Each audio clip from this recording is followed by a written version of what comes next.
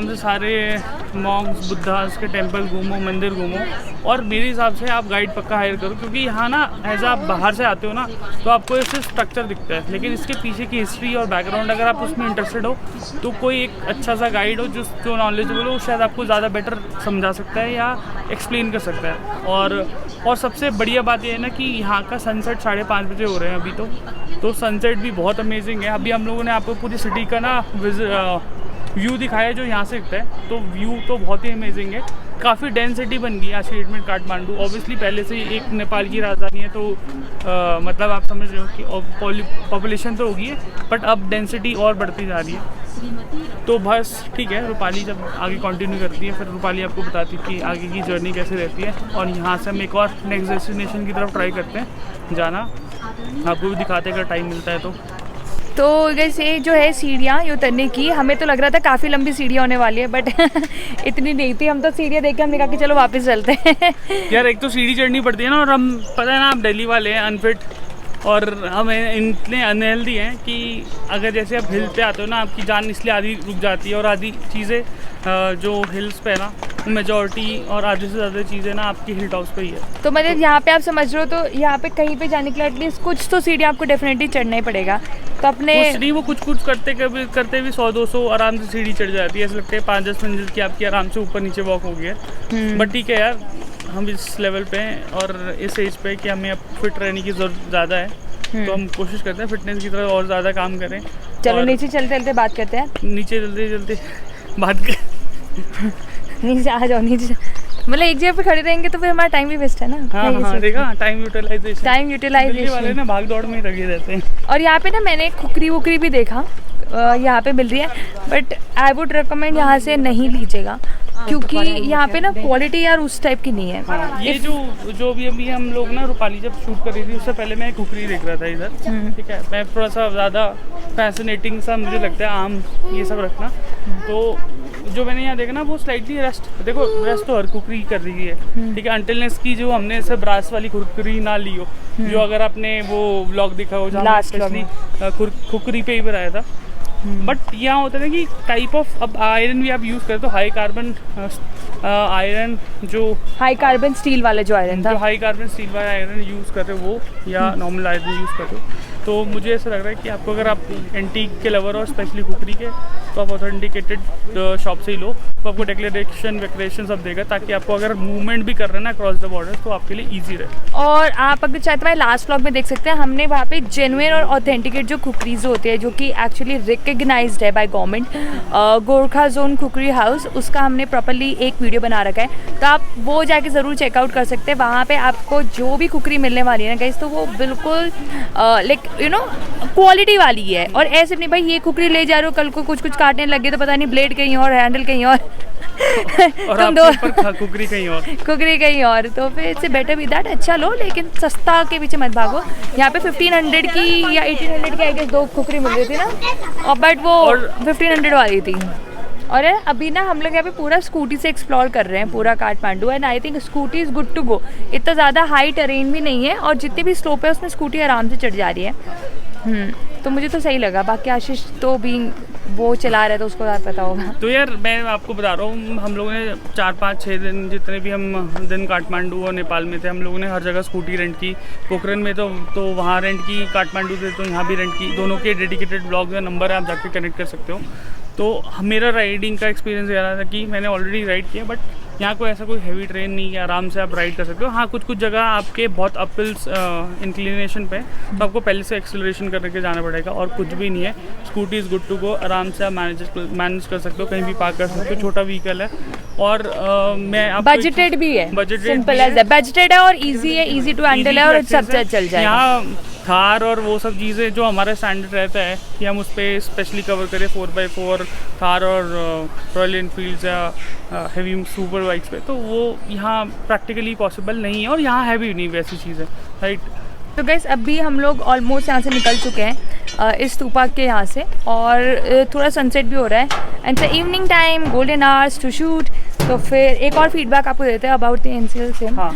तो अगर आपको मैं पहले पूछता हूँ, मैं इसलिए पूछता हूँ क्योंकि यार मैं ना इंटरनेशनल रोमिंग सिम यूज़ कर रहा हूँ यहाँ, एयरटेल की पोस्टपेड कनेक्शन। तो मेरे को तो कोई दिक्कत नहीं है, मेरे सारे calls, data pack, messages, voice, IMO जो भी मैं चलाता हूँ, जितना भी मेरा ऑफिस का थोड़ा बहुत जितना भी काम है वो सब आराम से एक्सेस हो रहा है। बट रूपाली से पूछते हैं क्योंकि ये ना एक प्रीपेड कनेक्शन यूज़ कर रही है NCL का, नेपाली लोकल नंबर, तो उसका फीडबैक कैसा रहा और इसका एक्सपीरियंस कैसा रहा उस कनेक्शन या नेटवर्क के साथ इधर। गाइस बात कर लेते हैं NCL की सिम की। तो जैसे मैं प्रीपेड सिम यूज़ कर रही हूँ NCL का, और आई वुड से जो फीडबैक है काफ़ी सही है। मतलब कम झंझट में आपको काफ़ी सही आपको सर्विस मिल रही है, हर जगह एक्सेसिबल है। हम काफ़ी हिल्स तक भी गए तब भी एक्सेसिबल था, और नॉर्मल प्लेन एरिया में तो डेफिनेटली है ही। नेटवर्क काफ़ी अच्छे हैं, डेटा पैक काफ़ी अच्छा है। बस एक चीज़ है यार, वॉइस कॉल ना वो सही नहीं है।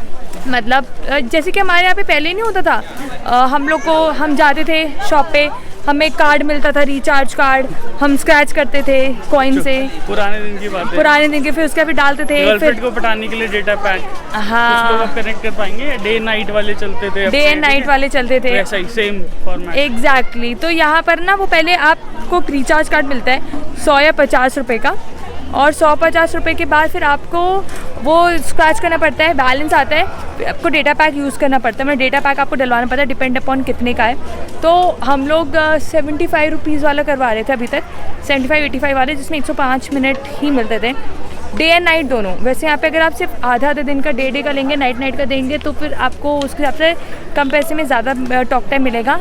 लेकिन अगर आप टोटल पूरा डे और नाइट ले रहे हैं तो आपको 75 रुपीज़ में समझ लो 105 मिनट ही मिले। तो वो जब कब कितने बजे ख़त्म हो जाते हैं ना, वो समझ नहीं आते या कितने बजे ख़त्म हो जाते हैं। और एक और चीज़, यहाँ वो जो कूपन कार्ड्स है ना, एक्स्ट्रा बोनस वाले, जो भी हम डे एंड नाइट लेने का इसलिए ज़रूरत है क्योंकि अगर आप वैसा कराओगे ना, नॉर्मल बैलेंस के अंदर आप फ़ोन चालू करोगे, यूज़ करोगे, तो आपको इतनी जल्दी उसका मतलब नंबर्स गिरेंगे, आपको समझ नहीं आएगा कि 100 रुपये कब ख़त्म हो गए। तो बेहतर है कि वो जो टॉपअप जो बोनस वाला कार्ड है ना, वो पक्का आप डाल के रखो और अपना यूज़ करते रहो। हम पार्किंग एरिया में पहुंच चुके हैं। 10 रुपीज़ पर आवर्स की यहाँ पे पार्किंग थी। और इसके बाद एक और चीज़ जो वही बताई थी मैं, NCL का सिम अच्छा है, काफ़ी सही है। डेटा पैक तो बहुत ही तगड़ा है, मतलब समझो 105 रुपये में आपको 5 GB पर दिन मिलता है। उतना तो आप है ना लिटरली यूटिलाइज़ भी नहीं कर पाओगे। आशीष को लग रहा है नींद आ रही है सुन के कि कितना बोल रही है ये बट आप एक NCL की सिम ले लो, टॉक टाइम यार अपने हिसाब से देख लो यार कितना आप खर्च करना चाहते हो। मतलब 75 भी है, 105 भी है, डिपेंड अपॉन दैट, उसके ऊपर आपको रिचार्ज पता चल जाएंगे। और बस आप और स्कूटी उठाओ, जैसे कि ये हमारी स्कूटी है, और निकल जाओ काठमांडू घूमने, ख़त्म। और स्कूटी ने भाई बहुत साथ दिया है। मतलब इस स्कूटी को लेके हमने पूरा काठमांडू एक्सप्लोर करा है। मतलब 575 रुपीज़ का हमने पेट्रोल भराया था। मतलब इतना तो एवरेज मेरी स्कूटी भी नहीं देती है, 575 रुपीज़ का पेट्रोल भराया था। और अभी भी आधी से टंकी से ज़्यादा है। मतलब हमने तो यही था कि फॉर्मेट ये रहता है, जहाँ स्कूटी की चाबी डाली सबसे पहले फ्यूल टॉपअप कराओ, क्योंकि पता नहीं है नेक्स्ट फ्यूल स्टेशन कहाँ हो, कितना दूर हो, और हम कहाँ निकल जाए पता, ये भी आइडिया नहीं होता कभी कभी। अभी तो आधी भी खाली नहीं है। मैं कहूँ कि आधी वाली का ना पैसे वापस ले लेंगे अरे देख फ्री कर देंगे यार 4 लीटर की है, 2 लीटर तो वापस लेके जाएं, क्या करेंगे मिता देके। तो हम बस अब चल रहे हैं स्कूटी लेके वापस, अब हम दूसरी जगह पे चलते हैं। और this is it for this vlog guys. अगर आपको पसंद है तो do it the like button, share with your friends, subscribe to the channel and press the bell icon. और एक और चीज़, डार्ट बाइक को जाने देते हैं पहले अच्छा, अगर आप इस सीरीज़ या इस व्लॉग को देख के पहली बार हमारे चैनल से कनेक्ट हो रहे हैं, तो मैं रिक्वेस्ट करूँगा कि आप हमारे नेपाल सीरीज़ के सारे प्लेलिस्ट में जाके सारे एपिसोड 1, 2, 3, 4 जितने भी हैं बैक टू बैक, वो सारे चेकआउट कीजिए।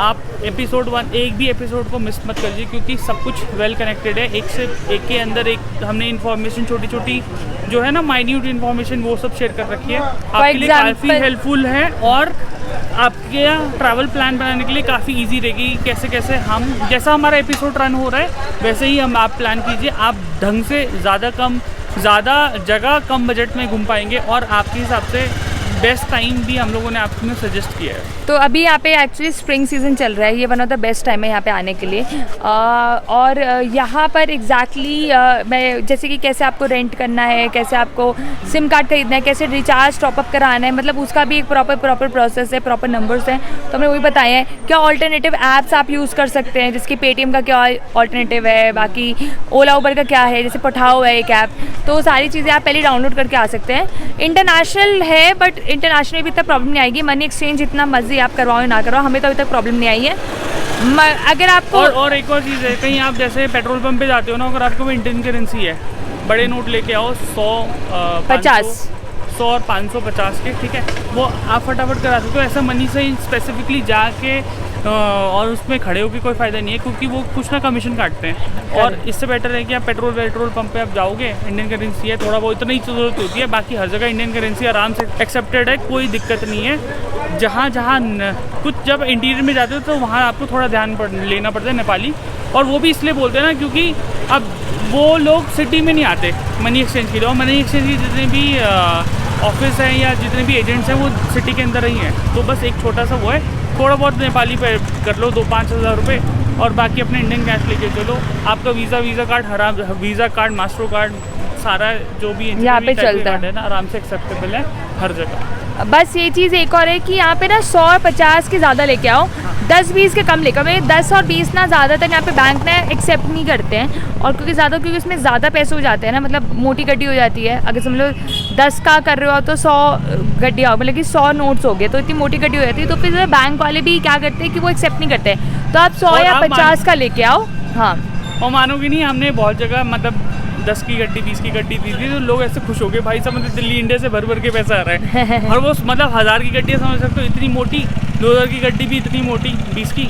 तो भाई जहाँ कहीं हमें मेजर पे करना था और हमारे पास बड़े नोट नहीं थे, तो हमने वो चलाया, तो लोग ऐसे हो रहे हैं पैसा ही पैसा है। तो फिर 100-50 के लेके आओ, थोड़े 2-3 हज़ार यहाँ पे करेंसी चेंज करवा लो, और 10-20 का शायद ही मतलब चलते हैं लेकिन बट कम ही चलते हैं, ऐसा है। और बाकी बात यार ये है कि नेपाली करेंसी है ना, यहाँ पे नेपाली करेंसी आप ले सकते हो आराम से, उसमें लिखा होता है कि 10-50 क्या है। और यहाँ पर है ना, सबसे स्पेसिफिक बात कहने की, यहाँ पे खाना थोड़ा सा कॉस्टली है, मतलब कंपेटिशन तो अपने यहाँ से थोड़ा सा समझ लीजिए 50-100 रुपये कॉस्टली है। अगर आप जाओ यहाँ पे 450 रुपये खाएंगे, यहाँ पे 550-600 में खाएंगे। जैसे कि अभी हम लोग खा कर आए थे चिकन रोल वगैरह, ये सब वो हमें इंडियन करेंसी में 606 रुपये का पड़े था। हाँ। और नेपाली करेंसी में 970 रुपये का। हाँ। बट देखो वो आपका फिर स्टैंडर्ड भी है, मतलब, और यहाँ ऐसा भी नहीं है कि कहीं आपको की एक्सपेक्टेशन से नीचे खाना पड़ेगा, मतलब खाने का टेस्ट खाना अच्छा है। हाँ, वो है, वो क्वालिटी है, तो भाई पैसे भी हैं, चार्जेस भी उसी हिसाब से ही हैं, बट मज़ेदार है। चलो आज के लिए अभी थोड़े से बहुत ज़्यादा ज्ञान हो गया। अब हम आपसे नेक्स्ट व्लॉग में मिलते हैं, वहाँ पे कुछ और चीज़ इंटरेस्टिंग बताते हैं अपने नेपाल के बारे में। अभी तक हमने क्या एक्सप्लोर करा, being here for more than 4 to 5 days।